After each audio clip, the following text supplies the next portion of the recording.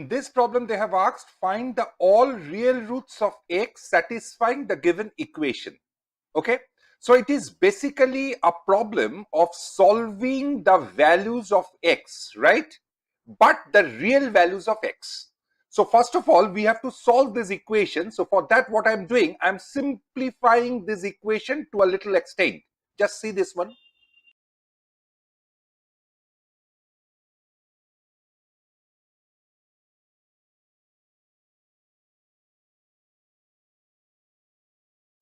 So this can be written in another form also. I'm writing it in the form of a plus b whole cube. Just check it.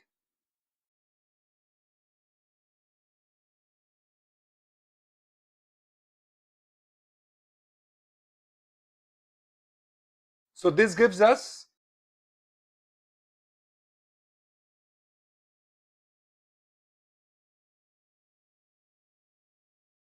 is it clear? I have taken 8 common from the left hand side. Now I'm dividing both sides by 8 cube we get.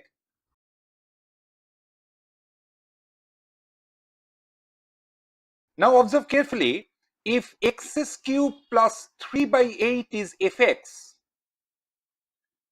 then the inverse of this function will be nothing but x minus 3 by 8 whole to the power 1 by 3.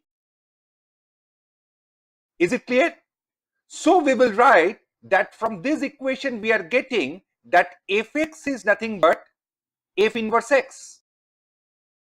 Now observe carefully, since fx is a polynomial function, so this is continuous everywhere, as well as the function fx is an increasing function because f dash x is nothing but your 3x square for all real values of x. This is always greater than 0. Am I correct? Greater than or equal to 0.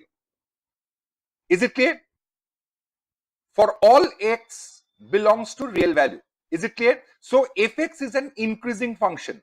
Now when fx is an increasing function and continuous, it is continuous and increasing function, and fx equals to f inverse x, it is only possible when fx equals to x. Think about it. Because we all know that f inverse x is basically the mirror image of fx about the line y equals to x. Now, if fx and f inverse x, they are equal, it is only possible when these two graphs coincides on the line y equals to x. Therefore, your fx will become nothing but x. This is the most important conception in this sum. Therefore, we can write x cube plus 3 by 8 is equals to x. Is it clear to all of you? So, if I solve it, what we are going to get? Now, if I put x equals to half, the expression becomes 0. Therefore, x minus half is a factor of this expression, right? Now, I am applying vanishing method or zero method, whichever way you say, to factorize this expression. Just check it out.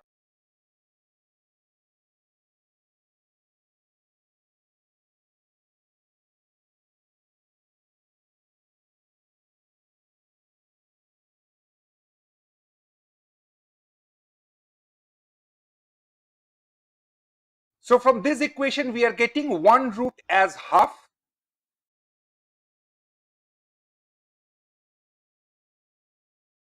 And another root, we have to solve this by Sridhar Acharya's method to get the values of x. So which is nothing but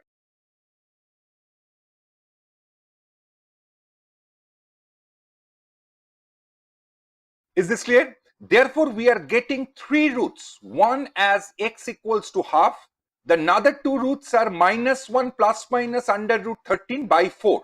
Is this problem clear to everyone? So this problem, from this problem, we have learned a very important thing, that is, if a function fx is continuous and increasing in the domain and fx equals to f inverse x, then we always say that fx is nothing but x. Is it clear? This is the conception that we have learned from this sum. Have you understood this problem? Okay.